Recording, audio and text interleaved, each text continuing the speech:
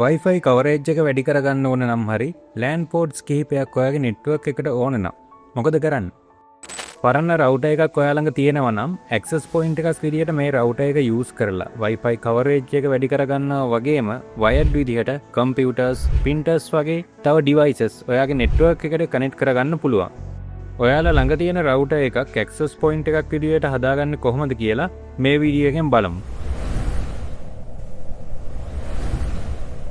තට්ටු කීපයක් තියෙන ගෙදරක Wi-Fi dead zone cover කරගන්න අමතරව LAN ports කීපයක් ඕන වෙලාවකට ඒ ටික ඇඩ් කරගන්න මේ වගේ දේවල් වලට තමයි access point එකක් ඔයාලට ගොඩක් වැදගත් වෙන්නේ. ඔයාලා ළඟ තියෙන router එකට අමතරව මේ වැඩේට ඕන කරන්නේ network cable එකක් විතරයි.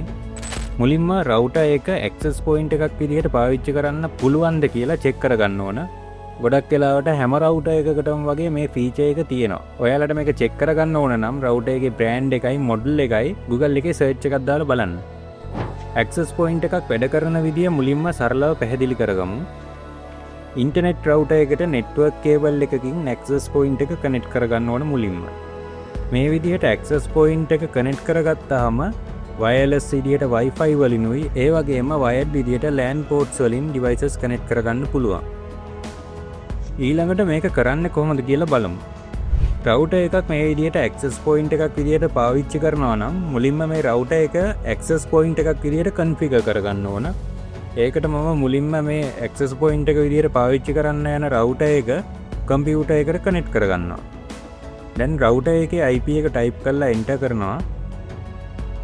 ඊළඟට username එකයි password එකයි දීලා router එකට login වෙනවා. මෙතෙන්දී අපි settings තුනක් හදාගන්න ඕන. මේකෙන් පළවෙනි එක තමයි access point එකක් විදිහට use කරන්න අදාළ mode එක select කරගන්න ඕන. ඒක අපි කරන විදිහ බලමු.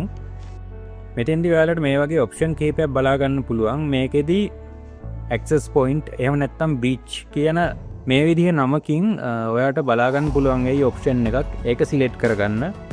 ඊළඟට save button එක click කරන්න.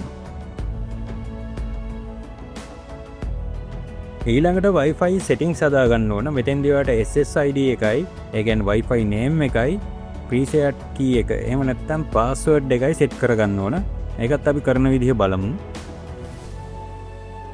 SSID එකට AP කියලා මම type කරගන්නවා. password එක විදිහට එකේ ඉඳලා 8 වෙනකම් මම password එක type කරගන්නවා. හරි. දැන් save කරගන්න.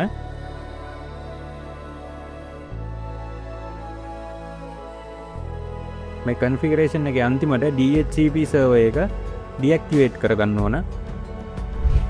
DHCP server එකෙන් තමයි network එකට connect වෙන devices වලට IP address ටික දීලා මේ IP addresses ටික manage කරන්නේ. access point එකේ DHCP server එක deactivate කරාම internet router එකෙන් තමයි ඔයාගේ DHCP server එක run වෙන්නේ. මේ විදිහට access point එකේ DHCP server එක අනිවාර්යෙන් off කරන්න. නැත්නම් මේ network එක හරියට වැඩ කරන්නේ නැහැ. පොඩි issues එන්න ගන්නවා පාවිච්චි කරගෙන යද්දි.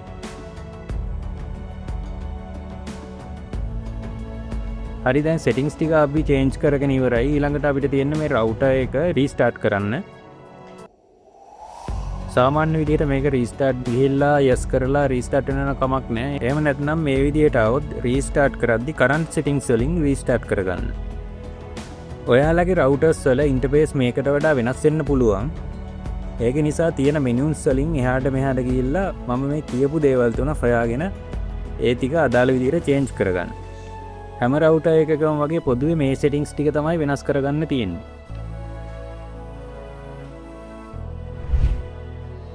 හරි, router එක restart වෙලා ඉවරයි.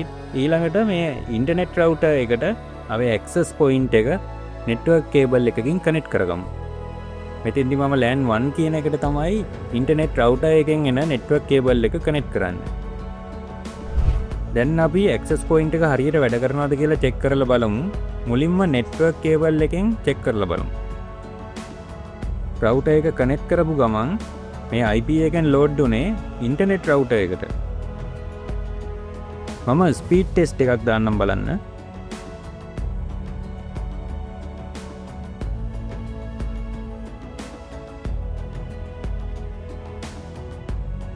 හරි මේ විදිහට තමයි ස්පීඩ් එක අපිට බලාගන්න පුළුවන් එන්නේ.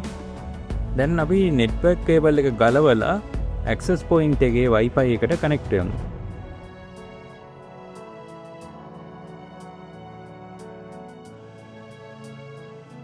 මේකෙත් මම ස්පීඩ් ටෙස්ට් එකක් දානවා.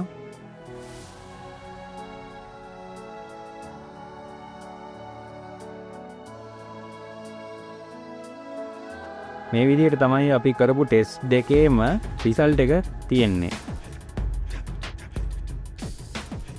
ඉන්ටර්නෙට් වලටයි නෙට්වර්කින් වලටයි සම්බන්ධව මම ගොඩක් වීඩියෝස් කරලා තියෙනවා. ඔයාලට අපේ channel එකට ගියොත් ඒ ඔක්කොම ටික බලා ගන්න පුළුවන්. ඉතින් ඔයා මේ වීඩියෝ එක ගැන මොකද හිතන්නේ? හොඳයි කියලා හිතෙනවා නම් like එකක් දාන්න. ඒ වගේම ඔයාලට ප්‍රශ්න අදහස් මොනවා හරි තියෙනවා නම් අනිවාර්යෙන් කමෙන්ට් එකක් දාන්න. අපි මේ වගේ වීඩියෝස් දිගටම අරගෙන එනවා. ඔයාලා ඒවා බලන්න කැමති නම් subscribe කරලා අපිත් එක්ක දිගටම එකතු වෙලා ඉන්න. එහෙනම් ඊළඟ වීඩියෝ එකෙන් හම්බෙමු.